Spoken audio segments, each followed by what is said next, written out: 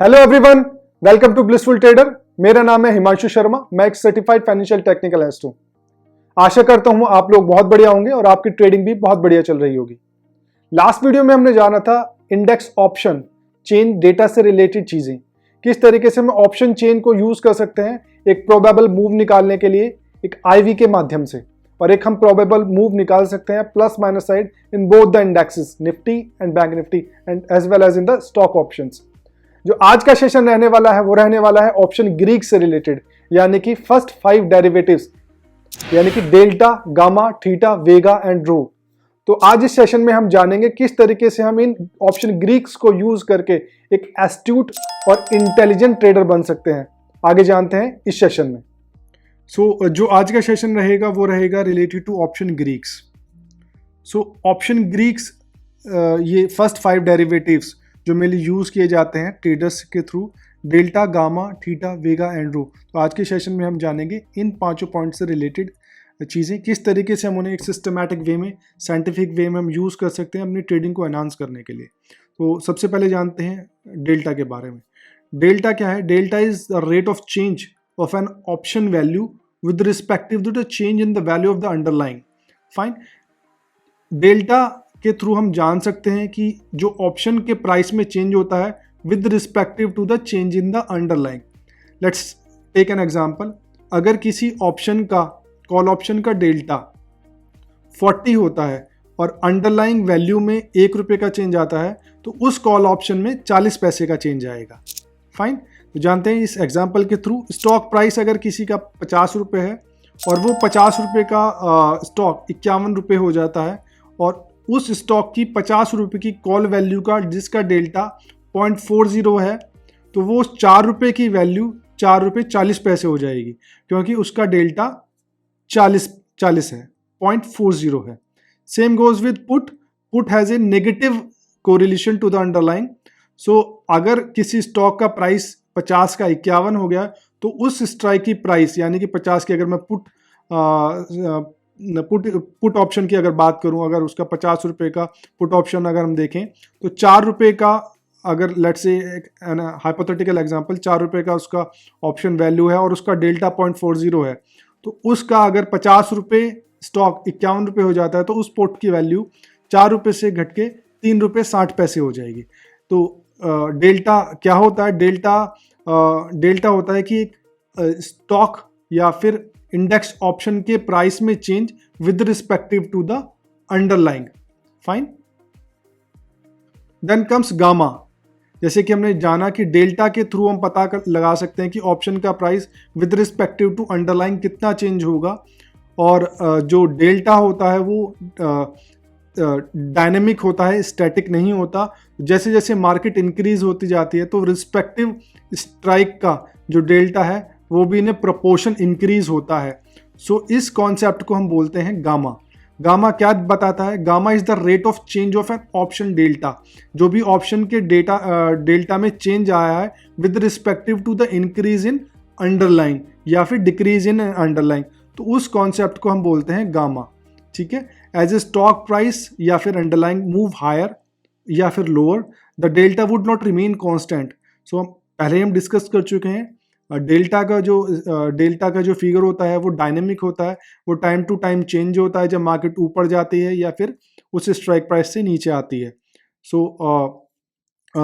तो एक hypothetical example लेते हैं हम। अगर कोई स्टॉक 50 रुपये का है और वो 51 रुपये तक चला जाता है, और कॉल का डेल्टा, लेट्स से हम प्रीवियस एग्जांपल से ही लेते हैं, उसका डेल्टा 0.40 का है, और उसका गामा फिल्टर, यानी कि इन प्रोपोर्शन चेंज कॉल के डेल्टा में कितना चेंज आएगा जब वो 50 रुपये का अंडरलाइंग 51 रुपये हो जाएगी।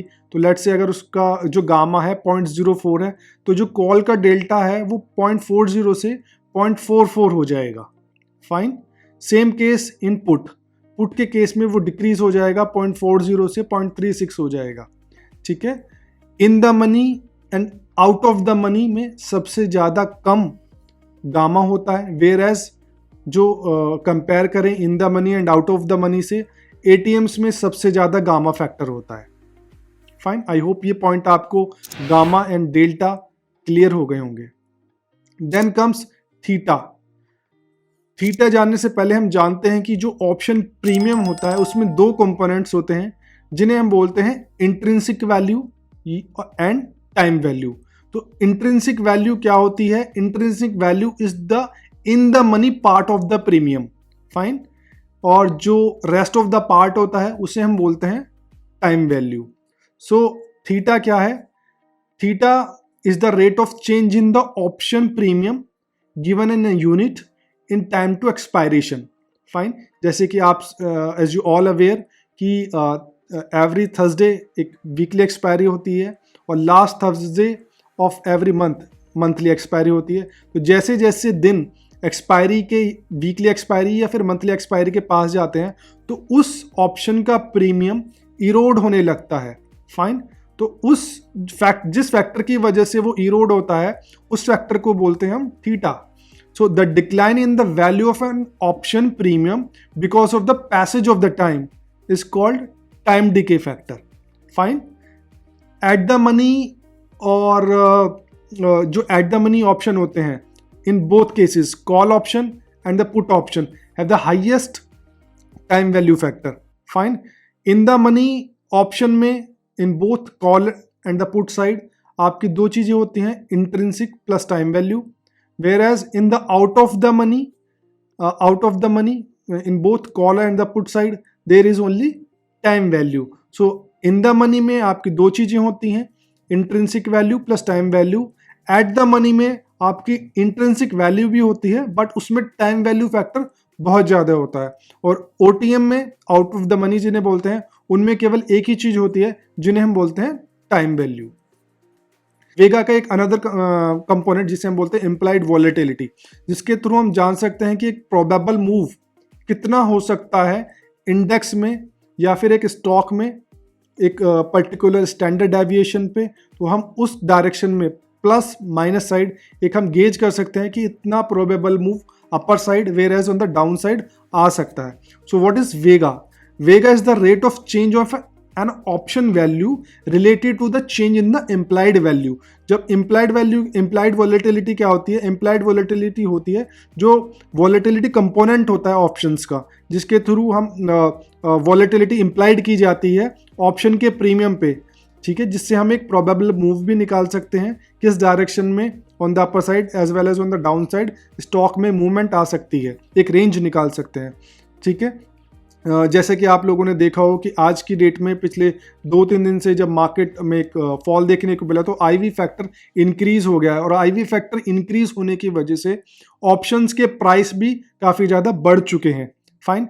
सो general principle of implied volatility क्या है? Implied volatility is a measure of uncertainty in the market, in a stock, or as well as in the index future probable move, fine। And the second one is IV tend to increase when market falls। ये तो आपने अभी recently देख ही लिया है कि जैसे एक सडन फॉल आया मार्केट में तो IV इंक्रीज हो गई, IV में शूटअप हुआ और शूटअप की वजह से जो ऑप्शंस के प्राइसेस हैं कॉल साइड वो as well as on the put side इतने नहीं होते हैं, कॉल साइड बहुत ज़्यादा हो जाता है, तो वो इंक्रीज हो गए हैं। और IV tend to decrease when market rise, जब मार्केट राइज होती है तो उस डायरेक्शन में IV थोड़ा सा डिक्रीज हो जाता है। और IV टेंड टू कोलैप्स और रिड्यूस वेरी हाई रेट जब एक कोई इवेंट अनफोल्ड हो जाता है या फिर अनसर्टेनिटी रिमूव हो जाती है। इवेंट अनफोल्ड का मैं एक एग्जांपल लूंगा, जब कभी भी क्वार्टरली रिजल्ट आते हैं उनसे पहले आपने देखा होगा उस स्टॉक के ऑप्शंस में काफ़ी ज़्यादा ऑप्शन प्रीमियम होता है और जैसे ही उस स्टॉक के रिजल्ट आ जाते हैं तो IV कोलैप्स की वजह से उन ऑप्शंस के प्रीमियम भी काफ़ी ज़्यादा इरोड हो जाते हैं। आई होप ये वेगा का कॉन्सेप्ट आपको क्लियर हो गया होगा। देन कम्स रो क्या है? Rho is the rate of a change in option value with respective to the change in the interest rate, fine. So अभी तक अगर जाने तो delta, gamma, vega, theta and rho, तो इसकी एक समरी अगर हम बात करें तो डेल्टा क्या है? Delta is the rate of change in option value में जो चेंज आते हैं with respective to the change in the underline. अगर ₹1 कोई अंडरलाइन हिल रही है और उसका डेल्टा 0.50 है तो वो उस ऑप्शन में 50 पैसे का इंक्रीज होगा अगर अंडरलाइन इंक्रीज होती है, fine. With respective to call option and with respective to put option. जैसे ही कोई इंडेक्स या अंडरलाइन 1 रुपये हिलेगी तो उसके पुट ऑप्शन में 50 पैसे का इरोड होगा। Then comes gamma. गामा क्या है? Gamma is the rate of change in the option delta value with respective to the change in the underlying value. जैसे जैसे एज वी ऑलरेडी डिस्कस्ड, जो डेल्टा होता है वो डायनेमिक स्टेट में होता है। तो जैसे जैसे अंडरलाइंग इंक्रीज होगी या फिर डिक्रीज होगी तो डेल्टा की जो वैल्यू इंक्रीज या डिक्रीज होगी उस फैक्टर को हम बोलते हैं gamma factor. Fine. And theta is the rate of the change in the an option value given an a unit change in time to expiry। जैसे जैसे ऑप्शन की टाइम होता है एक्सपायरी के पास तक आने के लिए तो उस फैक्टर से एक थीटा में इरोड होता है और उस प्रोपोर्शन में जिसमें ऑप्शन की वैल्यू इरोड हो रही है with respect to the change passage time to expiry, उस फैक्टर को हम बोलते हैं theta factor. Fine. Then comes Vega. Vega is the rate of change in an option value with respect to the change in the implied volatility. Fine. IV जिसे हम बोलते हैं। Rho क्या? Rho is the rate of change in the option value with respect to the change in the interest rate. Fine. I hope ये concepts आपको clear हो गए होंगे related to first 5 option Greeks: Delta, Gamma, Vega, Theta and Rho. Thanks. I hope ये video आपको पसंद आया होगा और आपकी ट्रेडिंग जर्नी में मदद करेगा। मैं आपसे रिक्वेस्ट करता हूं इस चैनल को सब्सक्राइब करें और इस वीडियो को अपने फैमिली मेंबर्स, फ्रेंड्स के साथ शेयर करें जो कि इंटरेस्टेड हैं स्टॉक मार्केट में या फिर इंट्राडे ट्रेडिंग में। अगर आपकी कोई क्वेरीज हैं रिलेटेड टू ऑप्शंस, टेक्निकल्स या फिर ट्रेडर्स डेवलपमेंट तो आप मुझे कमेंट कर सकते हैं और मैंने डिस्क्रिप्शन में अपना ईमेल आईडी भी दिया है, आप उस पर भी राइट अप कर सकते हैं। थैंक्स। Blissful trading.